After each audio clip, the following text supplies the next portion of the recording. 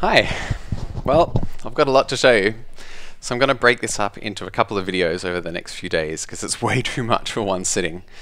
So I'm going to take you through just a quick overview of the app. In the next few days I'm going to drill in a bit more and we'll go into the awful details, but just a quick high level thing for now, just to give you an idea of how it's going to work. If you do have comments, and that would be very welcome, if you wouldn't mind leaving them at this address, that's where the video is posted, it would help to keep them all in one place for me. If you want to email me directly, that would be fine too. There's also a link on the same page. Let's dive in. So this is the main screen of Loopy.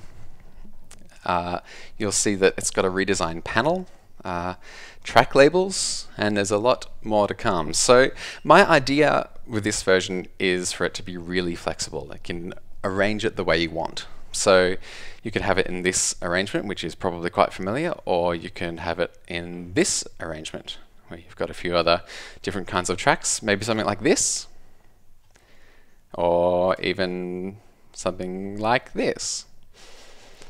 So I'll come back and talk about those screens in a little bit, but for now, just a quick walkthrough.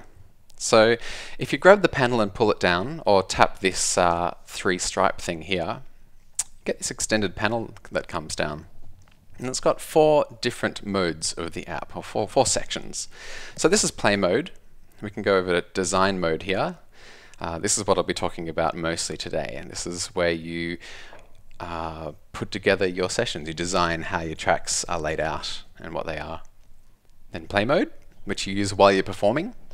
This is designed to be really easy to use. You don't have to focus on stuff while you're performing. No distractions. Then mix mode, which is a big bunch of faders. That's per track. And then finally arrange mode. Now this is the major new thing with this app. So the idea is arrange mode lets you record whole sessions, multi-track, with automations, completely editable. So with Loopy as it is right now, you can do session recording and it records a mixed down stereo stream, which mixes all of the loops and also the live audio. This version will record all of that, but it'll do it in a way that records all of the actions. And you can see it lays it out here for editing later on. It includes automation, so you'll see the volume here. There's a fade in. It's going to record all of that. All the changes in the mix screen you perform will be recorded here as automations, which are of course editable later on.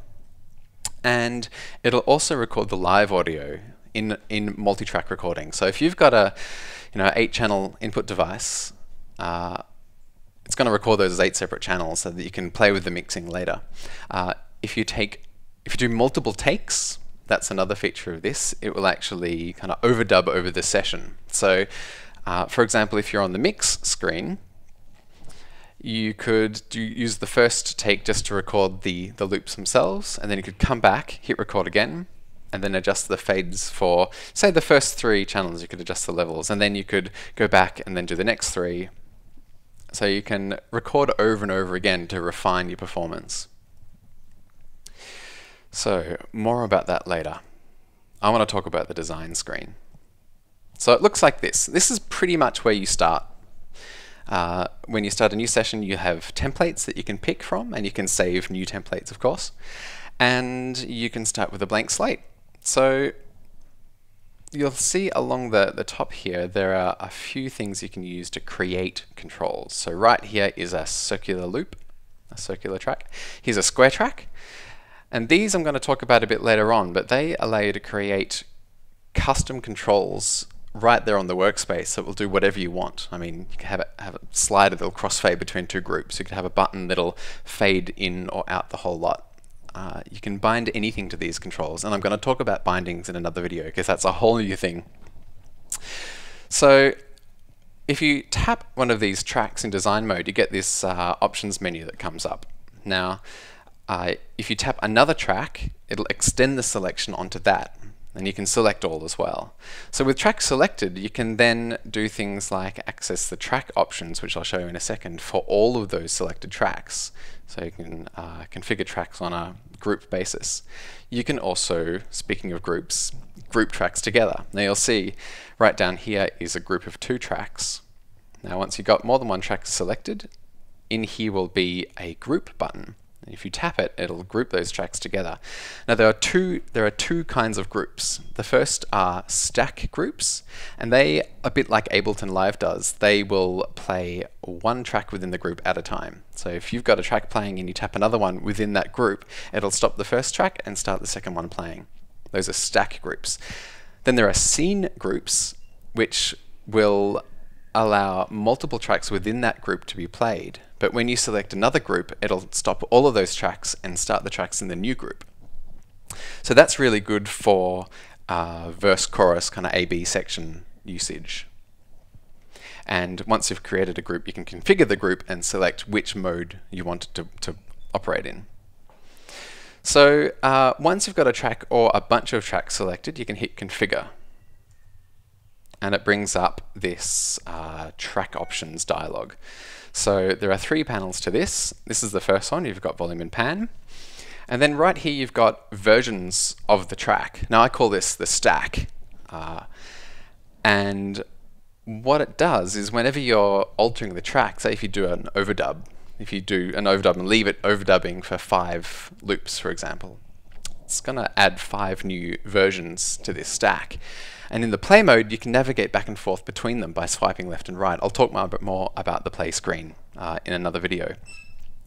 But what it means is that you can step back and forth through different versions, and you can see them all here. If you tap, you can also edit. Editing is something I've not quite figured out yet, but I will talk about that later on. You can import here, and everything you import is added to the top of the stack. So you can import multiple different samples and then switch between them in live mode. So you can actually have that kind of stack play happening both per track and also in groups. Then there's these options. Now these are per track. Of course, you can select multiple tracks and edit it as a group, so you can apply these to more than one track at a time. I'm going to go through these at another point. And then, of course, effects. Now there are going to be quite a few built-in effects, and of course it will support interrupt audio and or audio bus. So, once we've done our designing, we go into play mode, which is where we see them kind of in a live mode. So, this is where you'll be able to perform similar gestures to as it is in in Loopy right now. You know, tap to toggle mute, 2-finger tap to overdub. I'll talk more about that later. And of course, you can access the controls. So right here, we've got 2 sliders. Now these crossfade between that group and that group. So really, you can do anything you want with these things. And I'll talk about binding soon, which I'm really excited about. But for now, I'm going to leave it there. So, what do you think? Have I missed anything? Obviously, we've got a lot more to go, but yeah. That's what I've got for now. So thank you for your time, and I will talk to you again tomorrow. Oh, one more thing. Things are about to get pretty interesting, so if you'd like to stay up to date, make sure you subscribe to the YouTube channel here. Or if you'd like, you can register to get emails here. See ya!